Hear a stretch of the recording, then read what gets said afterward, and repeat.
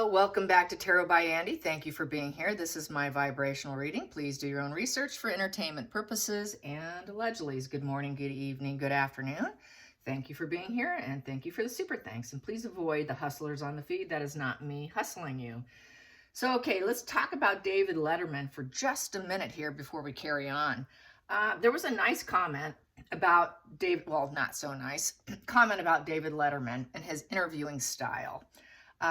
Yes, and it was about Farrah Fawcett and how he interviewed Farrah Fawcett, and he kind of attacked her based on her being kind of, well, not quite of sound mind because she was a user at the time, had a drug addiction problem, and he challenged her on his stage there, and anyway, she kind of fell back in her chair apparently, and then she answered and said, yes, I've got this problem, whatever. And then he wouldn't let up, so she kind of was savvy enough to dig into him with, well, don't you have a stalker? Why do you have a stalker? Is it really a stranger, or did you have a relationship with that quote-unquote stalker? When she did that, he pulled back and he went quiet and he kind of cowered, basically, in a nutshell. So when I saw him on Jerry Seinfeld's Netflix show, I watched the entire series. It was like, I can't recall the exact title, but it's Comedians, Cars, Getting Coffee. I watched all of it, every single one. Out of the whole lineup of that series, David Letterman stood out to me as being one of my least favorite. The reason being, I realized he was not funny. He was not funny. He was a complete bore. Complete bore. I realized in that moment that he was created by the writers. He didn't have a natural comedic flow whatsoever. Not funny, a complete bore. Usually someone who has an incredibly boorish, arrogant, entitled attitude is usually a narcissist. So there you have it. Very high narc traits. And I'm just going to say that. I did not enjoy the guy at all, out of the entire lineup. And there was probably at least 30 or 40 comedians on that show. So there you have that. I never did watch Letterman or any of them. I did watch some of Johnny. I turned off TV when my kids were, one was in junior high and one was entering high school. That's when I turned off TV. I never was, even before that, a late night TV person because I had to get to bed. So never was into that. So, and I really was not much of a TV person. I had very few shows that I watched. Let's put it that. I just have never been a big TV person. And now I never do. I just watch movies, okay? Or big series and stuff. So I was never really into that kind of late night thing. So it really went, I was able to see him from a perspective of my own and not the public or being a fan or constant exposure to him. But that is my personal feelings. You're free to have your own. And I'm okay with people want to disagree with me, by the way. I can be friends with people who disagree with me. I know a lot of people can't, but I can. I can agree to disagree. A lot of people can't, but I can totally agree to disagree. So don't be mad at my opinion. It's okay if you absolutely adore and love him. A lot of people do. I think the fact that he has the balls to go up against Meghan and be public, if it's true, because apparently HG Tudor did a video saying there's kind of questions whether or not that actually occurred, and that seemed kind of very plausible. I guess time will tell. Time will tell whether or not this actually occurred or not. If it didn't actually occur, and this is all false, then that spread I did yesterday, just take it as if it did happen, that's the way it would go down, okay? Just look at it that way. If it was true, Markle would try and lawyer up and sue him, okay? And she would have a total narc collapse, okay? So what else do I want to say? Also, William definitely is living his best life and definitely the door is shut on Harry. Also, the book from Omid Scooby is being nicknamed Bell Endgame. I gotta say, I love the British humor. I love the humor. You guys are funny. You guys are so funny. I absolutely love British humor. My favorite TV shows, when I do watch any on Netflix, usually they're series, usually they're British. They have a lot of British actors. I just love it. You guys are great. Anyways, In the so-called bell end game of Omid Scooby or Scabies, there's an entire chapter dedicated strictly to Catherine. Yeah, not a page, but an entire chapter totally trashing her with unleashed venom. So I'm titling this video Unleashed Venom. I know Markle is probably the ghostwriter on that. She'll never admit it. She was a ghostwriter in the previous book. Why wouldn't she repeat what she did before? She cannot stand not being heard. She must be heard, right? So this is her way of doing it. So I'm not even questioning that she is the ghostwriter. I'm pretty certain she is. So I just want to I know Catherine's not that bothered because she's living her best life just like William, because neither one of them really wanted Megan in the picture because they picked up on her game very early on and the taste was very sour in the mouth, okay? So they're not going to put up with her. So I want to find out about Markle's unleashed venom and her reaction. So the reaction of the fact that Bell End Game is not going to go very far. Media press is not covering it very much. It's very quiet out there. So really the only momentum they're getting is the backlash on social media, you guys. And that's going to hurt and sting. That it's basically going to be another dollar book in the dumpster pile at the Salvation Army, okay? So how will Markle feel that they're unbothered? William and Kate are completely unbothered. Megan likes to say she's unbothered by her little pap walks on parking lots and stuff, acting like she's a, you know, she's one of those truck driver, you know, escort ladies on the parking lot. It's kind of what it reminds me of. But, you know, she does her parking lot walks, and that's her acting unbothered.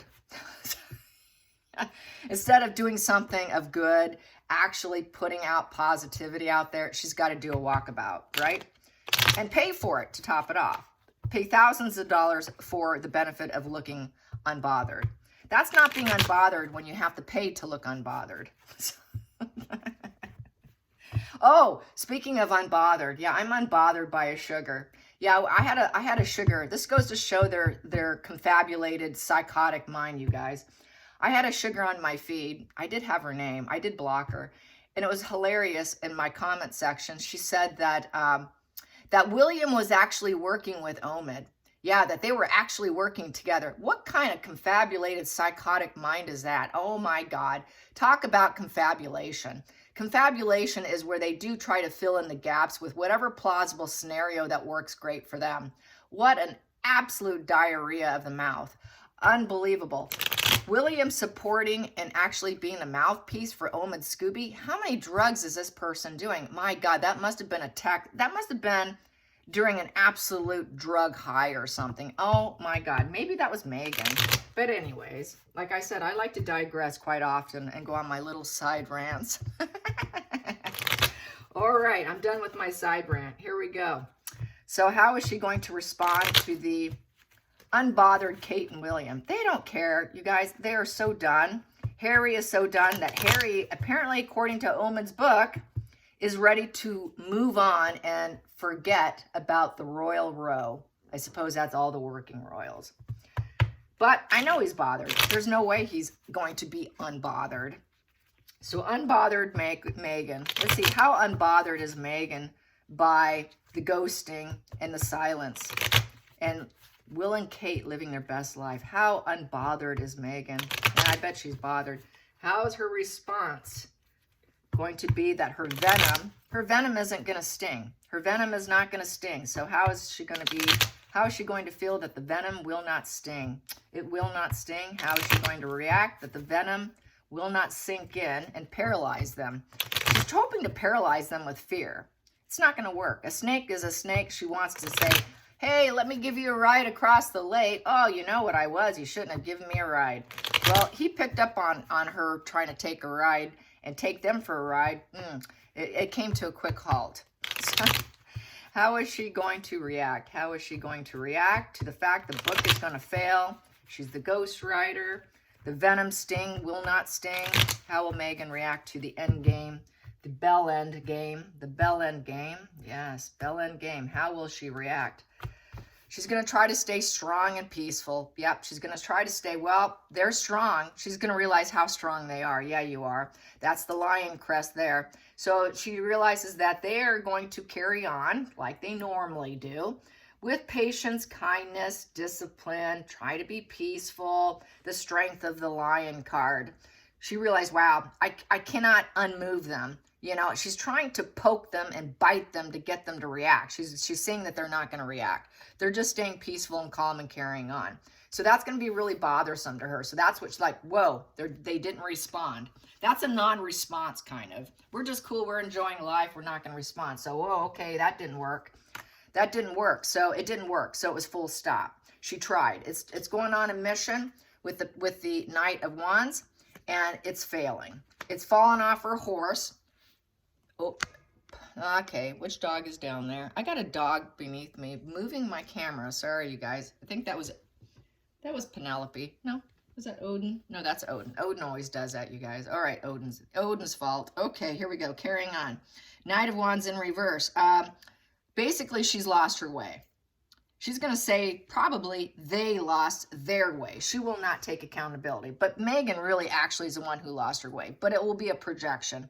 Well, they're so strong, they lost their way. Omen's claiming that both children, William and Harry, were brainwashed by psychotherapists. So she will just say, well, yeah, they really are, their plans will fall apart. But really, her plans are falling apart. It's egocentric position. It's an unstable person, but she will project that outward and say they're unstable. But Megan's the unstable one. Megan's the rebellion one. It's the Knight of Wands in reverse is a rebellion individual who's completely bored in life, very bored in life with very low self-esteem. Her ego is absolutely crushed. She's in an absolute rage.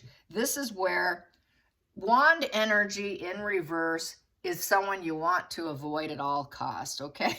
You want to avoid a wand in reverse. You don't want to be around any wand in reverse in the deck, okay? Just consider any wand in the deck in reverse to be a rage-fueled episode, okay? So there is a lot of rage there, and that's why she was venoming. That's why that venom was aiming and targeting Catherine. So she's really pissed, and she's really unstable. She cannot move on. She cannot move on. She's stuck. She's stuck. She took a risk and it failed. It completely failed. So she's going to be really, really unhinged. Unhinged rage. This is Red Fury. Harry, I think, explained it as Red Fury. What was it? Koberger, the killer Koberger who raged and killed people. He called it his white phase. Harry calls it red. But in this card, it's red rage. It's red rage, bring it on. So she is pissed. Yeah, I'm not surprised by her rage. And this is why she rages daily, but she keeps a lid on it. It's like a kettle on the stove, and always trying to keep it from steaming and screaming. That's Megan.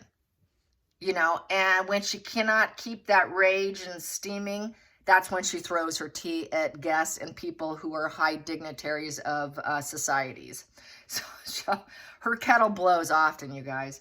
So here we go. Focal point. She took a risk. She took a risk and she did it at free will. She definitely added to endgame. She was hoping that it would work out for her. Maybe I'll get lucky. I'm improvising. I'm going to have faith. Well, it didn't work out for you, Megan. Past position that doesn't serve. She's going broke. She's going broke. She's going to be alone. She's going to be an independent female. She knows she's heading towards not having any financial security. She also knows it's poor judgment. What she's done is poor judgment, but she will claim Catherine's poor judgment. Catherine has lost her way. Catherine took the risk. Catherine is peaceful and took the risk, but she will fail. I'm going to make sure she fails because I'm going to use my rage against her and make sure she fails. But really, this energy is going to blow back onto her because it's karma. So karma is going to fly back into her face and she's going to fall off her horse, hoping Catherine falls off her horse, but it's Megan's high horse that she's fallen off of and nobody's going to rescue her. She needs someone to come in and rescue her because the Knight of Wands has a hero complex. The royal family will not come in and save her. She wants to be saved. She cannot be saved. So she's banging this drum, come save me, come save me. She did that before. We want back in. Please invite us for Christmas. That was her banging her drum. Come save me, please. Royal family, come save me from myself, from my fake pregnancies, from all the backlash of my fake pregnancies. Save me from Netflix. Save me from my poor book deals. We're going broke. Save me, save me. They're not hearing the drum beat. It's silent. She fell. Hidden energy. Yes, I just want Catherine to love me.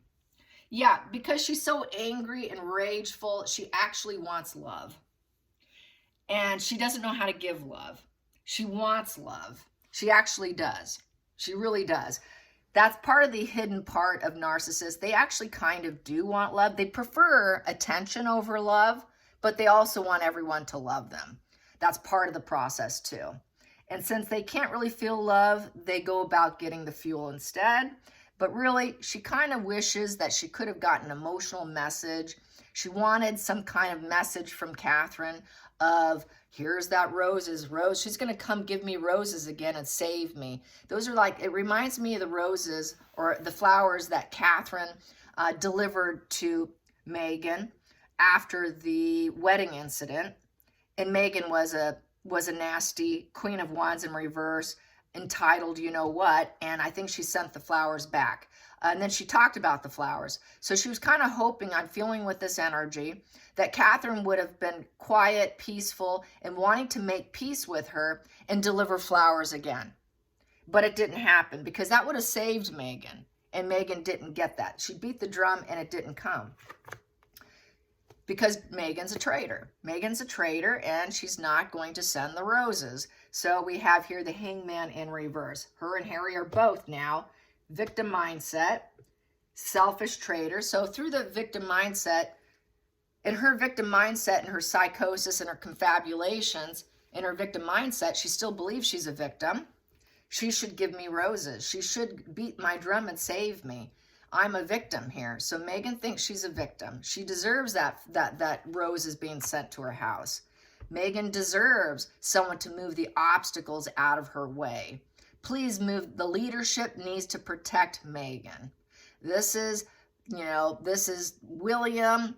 Come on, William. Come on, anyone that's in the top row of the royal family. The leadership, come move this out of my way. The business, the problems, move it out of my way, please. She wants her problems moved out of the way because the King of Wands can move obstacles because they're alpha energy. And they can be very ruthless and dominating. And they do fear commitment. So she does see Catherine as a ruler. And that's also probably William. You know, the passion to succeed. Markle also wants to succeed, but you got to come in and rescue me after I beat the drum. Give me flowers to my victim mindset because I'm a victim of the rulership. You got to move this obstacle out of my way because I am the victim of you guys. And I'm being victimized. I'm being victimized by the public. You got to rescue me. So she really feels it's their duty to rescue her. And then we have here the outside influence. She feels they have no conscience because the Nine of Swords upright is a bothered conscience. So with this, it's rumination, bothered conscience, doom mindset, very negative emotions. Catherine's not bothered. There's that Catherine's not bothered. Catherine's not bothered and she's not going to cry over Megan. There is no more tears. Tears are out the door. They're not crying anymore. She also knows if she moves the obstacles out of Megan's way, this is more than likely heal or relapse. Megan will relapse. Megan will become a nightmare again, cause more tears and more flowers being delivered of peace, offering of peace and love. Sorry, I'm not bothered by you anymore. My conscience is clear. You're going to relapse. I'm in the process of healing. You should heal too. You should heal your victim mindset. Next position I have here. There's power struggles going on. Two of Wands in reverse. So it was a power struggle. Megan's struggling. Megan has problems with power. She wants power and she's struggling because Catherine is going to be the next ruler. She's going to be the ruler. She's part of the rulership of the monarchy, and that created a power struggle in Megan's mind. And she knows she's roadblocked. She knows she's roadblocked, and she has doubts, fears, no ambition, no passion. If she cannot be the ruler, she does not have passion. She's roadblocked from being the ruler. This is where that venom energy comes from, because she's blocked. And she fears not being in control. She must be in control. All narcissists have to be in control. The number one trait is the absolute pathological need for control. Absolute control. Each and every interaction is control, facade management of their image, and the false mask. The false mask is always challenged and struggled, and they don't want to deal with it. That's a 2 in reverse. So there's total disharmony. She doesn't want to deal with the juggle struggle of Megan. She doesn't want to deal with the struggles whatsoever of Megan. Megan's a struggle. You're roadblocked. Stay away. The road's closed. Don't travel in. This is traveling in. This is, I got to make a decision. Where am I going? Well, you're not coming here. Don't come back. Don't come back, Megan. The road's closed. So what are you going to do now? Where are you going to go now? You don't know where you're going. You better cancel your trips and all your plans, because you're not coming here. Not invited to Christmas. Not invited to projects. You need to choose a path, Megan, and it's not me. It's not the royal family. The rulership is not going to save you.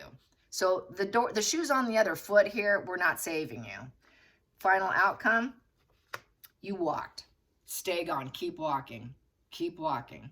You thought you'd walk away, leave the attachment. You let go of us. You're a grifter.